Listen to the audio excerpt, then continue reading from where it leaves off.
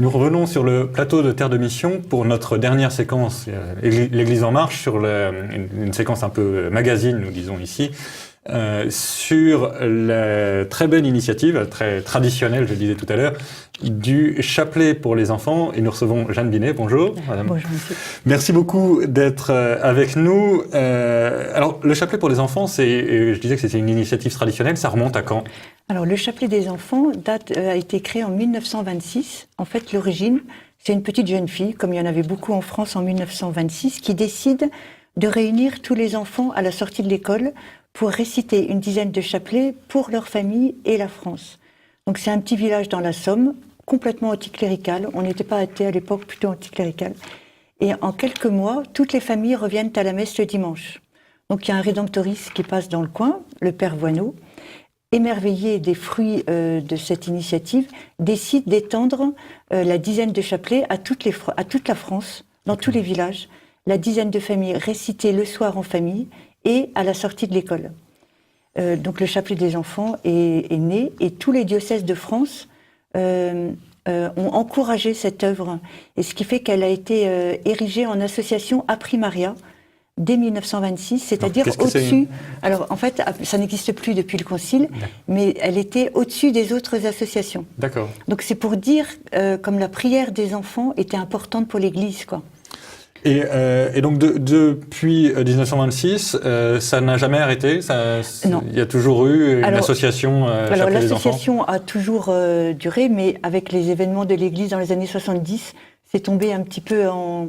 Vous voulez dire que le chapelet n'était plus autant à l'honneur qu'il a pu l'être ? Non. Le catéchisme, les cours de catéchisme ont pris le dessus. La force du chapelet des enfants, c'est que les petits enfants, avant d'aller au catéchisme, étaient déjà initiés à la dizaine de chapelets, quoi. Ça précédait le catéchisme. Et alors, vous avez une action annuelle, c'est pas très bien dit, mais qui est une neuvaine à l'occasion de l'Immaculée Conception. Voilà. Alors en fait, en 1936, pour soutenir l'engagement des enfants, Geneviève de Lalaing-Chomel, la fondatrice, a créé une neuvaine à l'Immaculée Conception parce que c'est la France que la Vierge a choisie pour donner son nom d'Immaculée Conception à la rue du Bac et à Lourdes. Et du coup, elle a lancé cette neuvaine et qui ne touchait pas du tout que les enfants, mais tous les catholiques, tous les fidèles catholiques de France, même au-delà.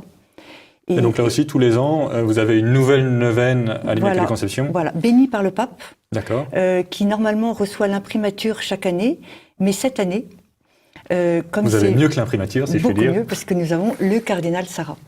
Donc en fait, chaque année, la prière change, parce qu'on suit les nécessités de l'Église et les besoins actuels, on suit le pape, quoi. Bien sûr. Et cette année 1917-2017, on s'est dit il faut une pluie de grâce pour la France. Et le cardinal Sarah donc a bien voulu nous faire... En fait, on lui a même pas demandé. C'est lui qui nous a proposé la prière pour la neuvaine, parce qu'il la connaissait enfant en Afrique. D'accord. Et après, il a passé son séminaire un petit peu à Metz, donc il continuait, il était fidèle dans la récitation de cette neuvaine. Et le cardinal Sarah, c'est une anecdote que je trouve assez charmante, dans le livre d'entretien qu'il a donné à Nicolas Dia. À un moment, ça m'avait amusé parce que c'était dans le débat sur l'identité nationale, à un moment, il dit « J'étais très touché que la France nous autorise à parler de nos ancêtres les Gaulois ».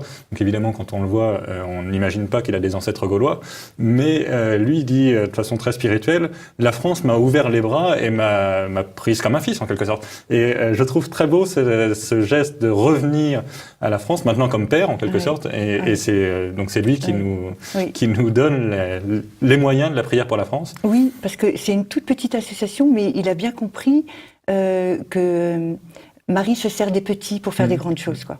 Oui, et puis c'est peut-être une petite association en termes de membres à l'association, mais s'il y a des dizaines de milliers ou des centaines de milliers de dizaines de chapelets qui sont récités... Voilà.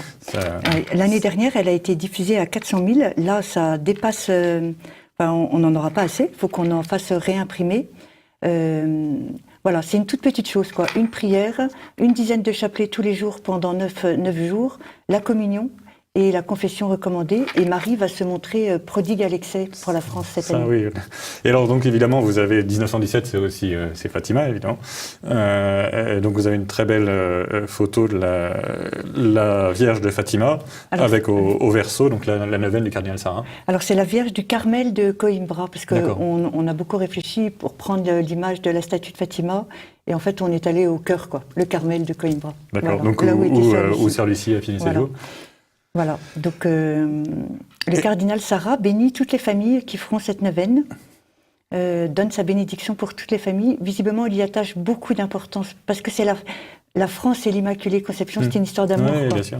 Et puis, le cardinal Sarah et la France, c'est aussi une histoire d'amour intéressante.